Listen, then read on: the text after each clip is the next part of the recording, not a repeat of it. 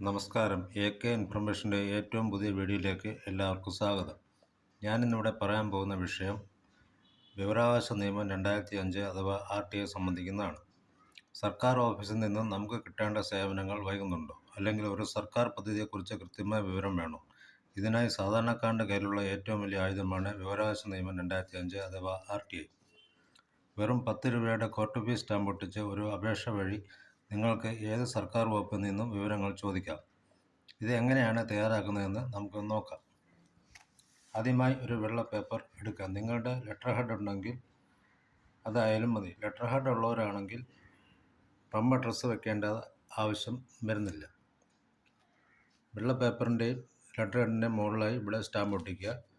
അടിയിൽ വിവരാവകാശ നിയമപ്രകാരം വിവരങ്ങൾ അറിയാനുള്ള അപേക്ഷ.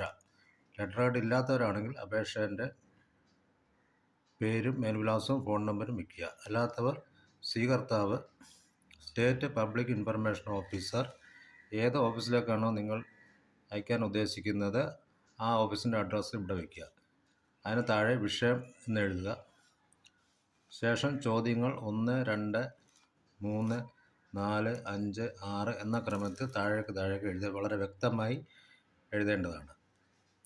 ഏറ്റവും അടിയിൽ മേൽ സൂചിപ്പിച്ചിരിക്കുന്ന 6 ചോദ്യങ്ങൾക്കും വ്യക്തമായ മറുപടി നൽകുവാൻ താൽപ്പര്യപ്പെടും എന്നതിന് ശേഷം എന്ന് വിശ്വസ്തയോടെ അപേക്ഷകൻ പേര്, ഒപ്പ്, ഇടത് സൈഡിൽ ഡേറ്റ്, പ്ലേസ് എത്രയും എഴുതുക.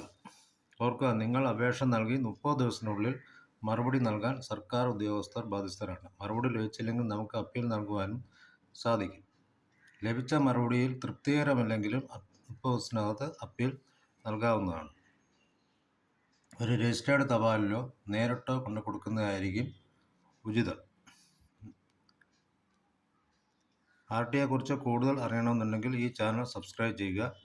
നിങ്ങൾക്ക് അറിയേണ്ട സംശയങ്ങൾ താഴെ കമൻറ്റ് ചെയ്യുക. അടുത്ത വീഡിയോയിൽ നമുക്ക് കൂടുതൽ വിശദമായി സംസാരിക്കാം. നന്ദി, നമസ്കാരം.